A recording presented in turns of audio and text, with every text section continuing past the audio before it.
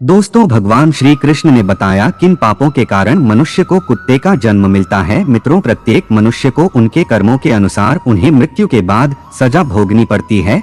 जब उनकी सजा पूरी हो जाती है तो उन्हें पुनः पृथ्वी लोक पर दूसरा जन्म प्राप्त होता है। जो जैसा कर्म करता है उसे उसी प्रकार से दोबारा योनि प्राप्त होती है। परंतु दोस्तों, क्या आप लोगों को पता है कि किस श्राप के कारण मनुष्य को डोट कुत्ते का जन्म मिलता है, और वह कौन से कार्य हैं जो हम मनुष्य को अपने जीवन में नहीं करने चाहिए, जिसकी वजह से हमें नरक में जाना पड़ता है और फिर हमें एक कुत्ते का जीवन मिलता है। मित्रों, हिंदू ग्रंथों के अनुसार इस धरती पर रहने वाले सभी मनुष्यों को मृत्यु के बाद उसके कर्मों के अनुसार अलग अलग योनि में जन्म मिलता है। कुछ धार्मिक ग्रंथों में यह भी कहा गया है कि जो मनुष्य अपने जीवन में बहुत अधिक पाप कर हैं, उन्हें एक ऐसी योनि में जन्म मिलता है जिसमें वे अपना दर्द किसी दूसरे को बता नहीं सकते और ना ही किसी के साथ बांट सकते हैं। और दोस्तों, आज मैं आपको यही बताऊंगा कि वह कौन से कार्य हैं जो एक मनुष्य को डोट अपने जीवन में कभी नहीं करने चाहिए, नहीं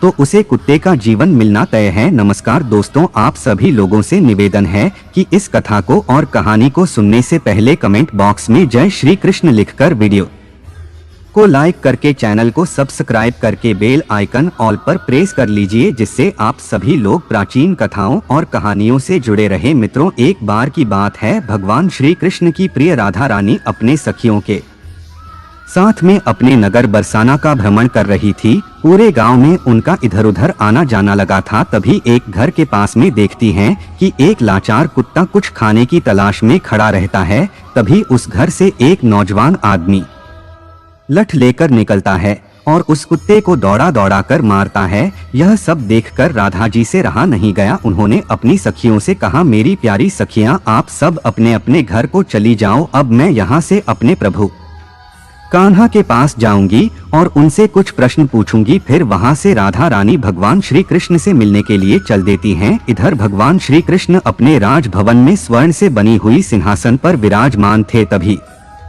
उनके पास राजभवन में उनकी प्रिय राधा रानी पहुंच जाती है और भगवान श्री कृष्ण से कहती हैं, हे कान्हा, जब मैं आज अपने नगर का भ्रमण कर रही थी तो मैंने नगर में देखा कि एक कुत्ता अपना कष्ट भरा जीवन जी रहा था और वह जिसके भी महल के द्वार पर जाता लोग उसे डंडे लेकर दौड़ा दौड़ा कर मार रहे थे और उसे अपने भोजन के लिए इधर उधर भटकना पड़ रहा था, किंतु उसे पेट भरने के लिए कहीं भी भोजन नहीं मिला। तो हे प्रभु, इसे देखकर मेरे मन में एक प्रश्न उठ रहा है और मैं चाहती हूँ कि आप मेरे प्रश्न का उत्तर दें। मित्रों, फिर आगे भगवान श्री कृष्ण कहते हैं, हे प्रिय राधा रानी, आपके मन में जो भी प्रश्न है मुझसे निश्चिंत होकर बताओ, मैं तुम्हारे प्रश्न का उत्तर अवश्य दूंगा। फिर राधा रानी कहती हैं, हे प्रभु, मेरा प्रश्न यह है कि किस पाप के कारण मनुष्य को कुत्ते का जन्म मिलता है। मित्रों, फिर आगे भगवान श्री कृष्ण कहते हैं, हे प्रिय राधा रानी, आज मैं आपको एक कथा सुनता हूँ जिसे सुनकर आपको आपके प्रश्न का उत्तर अवश्य मिल जाएगा। इसीलिए हे प्रिय, इस कथा को पूरे मन से सुनना। फिर आगे राधा रानी कहती हैं, हे प्रभु, आप कथा सुनाइए, मैं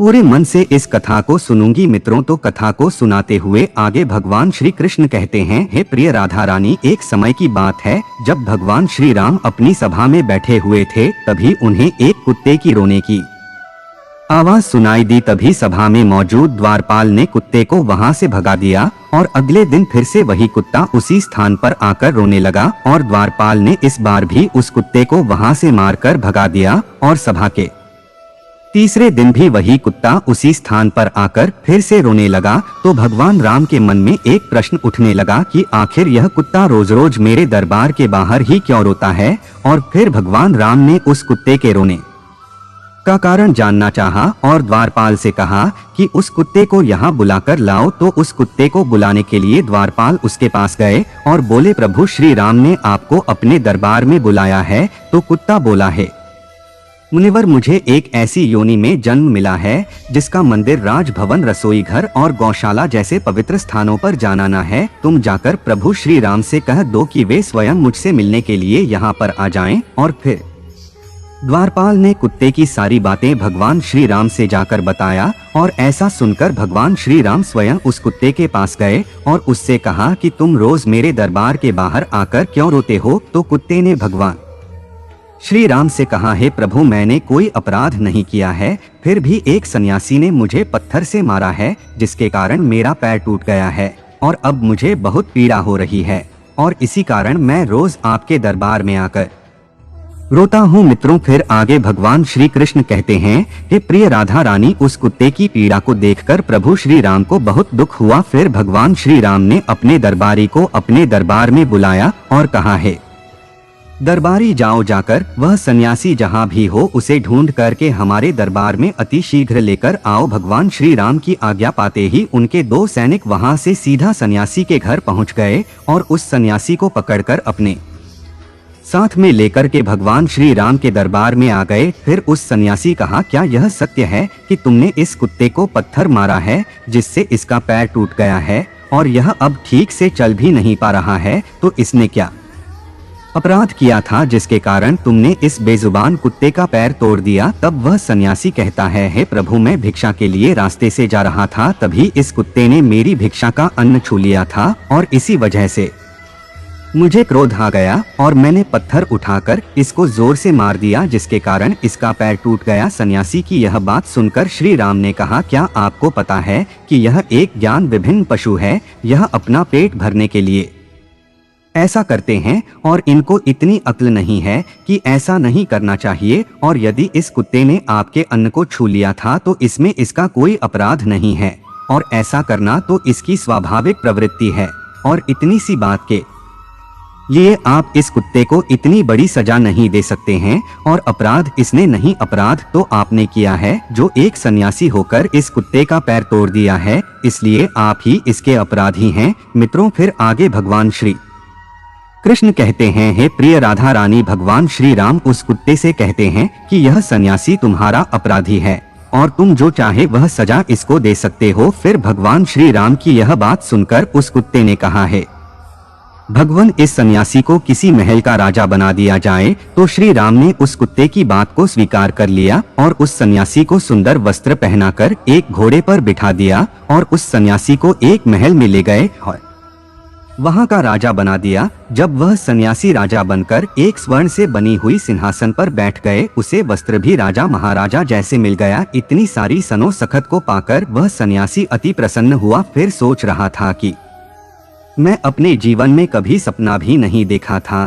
कि मैं एक राजा बनूंगा और एक कुत्ते ने मुझे राजा भी बना दिया। सच में इस कुत्ते में अक्ल नहीं है, क्योंकि मैंने उसकी टांग तोड़ दी पर उसने मुझे सजा देने के बजाय महल का राजा बना दिया। और यह सब कुछ देखकर लोग बहुत आश्चर्यचकित थे और लोगों ने प्रभु श्री राम से पूछा कि हे प्रभु, इस कुत्ते ने इस सन्यासी को सजा देने के बजाय महल का राजा क्यों बना दिया, जबकि उस सन्यासी ने तो कुत्ते का पैर तोड़ दिया था। और गांव के लोगों की इस बात को सुनकर प्रभु श्री राम ने कहा, इस सवाल का जवाब आप लोगों को वह कुत्ता ही दे सकता है। तब सभी लोग उस कुत्ते के पास गए और उस कुत्ते से पूछा कि आपने उस सन्यासी के साथ ऐसा क्यों किया है? उसे दंड देने के बजाय उसे तुमने एक राज्य का राजा बना दिया है। तो कुत्ता मुस्कुराते हुए बोला, तुम जानना चाहते हो कि मैंने उस सन्यासी को सजा देने के बजाय उसे महल का राजा क्यों बना दिया है? मित्रों, फिर आगे भगवान श्री कृष्ण कथा को सुनते हुए अपनी प्रिय राधा रानी से कहते हैं, हे प्रिय राधा रानी, वह कुत्ता उन सभी से कहता है,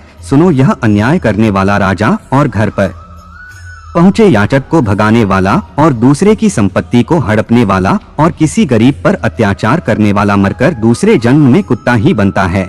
और यह एक सत्य है, इसमें कोई संकोच करने वाली बात नहीं है। एक राजा ही सबसे पहले गरीबों को सताता है और उनकी संपत्ति को हड़प है। फिर आगे कुत्ते ने कहा, मैं भी पिछले जन्म में एक राजा था और मैंने गरीबों को खूब सताया था और उनकी मेहनत का धन खूब हड़पा था और मैं भी लोगों के साथ बहुत अन्याय करता था और बेसहारे लोगों और गरीबों की जमीनों को हड़प लिए करता था और अपने से छोटे लोगों पर खूब अत्याचार करता था, जिसके कारण मुझे इस जन्म में कुत्ते का जीवन मिला है और अब मैं अपने पापों का फल भोग रहा हूँ। और मैंने उस सन्यासी को इसीलिए राजा बनाया है ताकि उसे भी अगले जन्म में कुत्ते का जीवन मिले और तब उसे पता चलेगा कि कुत्ते की जिंदगी कैसी होती है और अपना पेट पालने के लिए कितने लोगों से मार खानी पड़ती है और हम कुत्तों का जीवन आसान नहीं होता है। मित्रों, कथा को आगे कहते हुए भगवान श्री कृष्ण कहते हैं, हे प्रिय राधा रानी, यह वही लोग हैं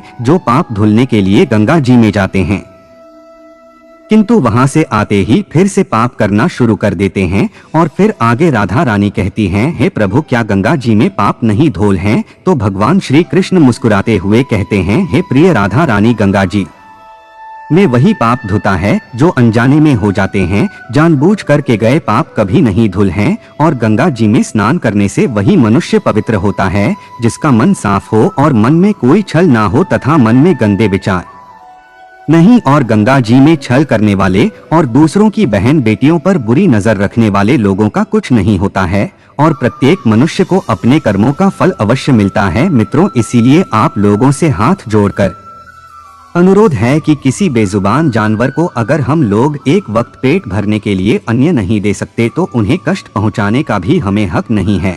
और आप लोगों से मेरा हाथ जोड़कर निवेदन है कि किसी भी बेजुबान जानवर को कभी भी कष्ट ना दें। यदि कोई कुत्ता या बेजुबान जानवर आपके घर पर आता है तो उसे यदि रोटी नहीं दे सकते तो उसे मारो भी मत, क्योंकि वह भी एक जीव है, उसे भी दर्द होता है और ईश्वर सबके पापों को देखता है। मित्रों, इस प्रकार से भगवान श्री कृष्ण ने अपनी प्रिय राधा रानी को बताया है कि कौन से पापों के कारण मनुष्य को कुत्ते का जन्म मिलता है। मित्रों, उम्मीद करता हूँ आप सभी लोगों को यह हमारे द्वारा बताई गई कथा आप लोगों को पसंद आई होगी। अगर आप लोगों को यह कहानी पसंद आई हो तो वीडियो को लाइक जरूर करें और कमेंट में जय श्री कृष्ण लिखकर चैनल को सब्सक्राइब करके बेल आइकन ऑल पर प्रेस कर लीजिए, जिससे आप सभी लोगों को प्रेम भक्ति ज्ञान की कथाएं सबसे पहले प्राप्त हो सके। दोस्तों, वीडियो को पूरा देखने के लिए आप सभी लोगों का धन्यवाद।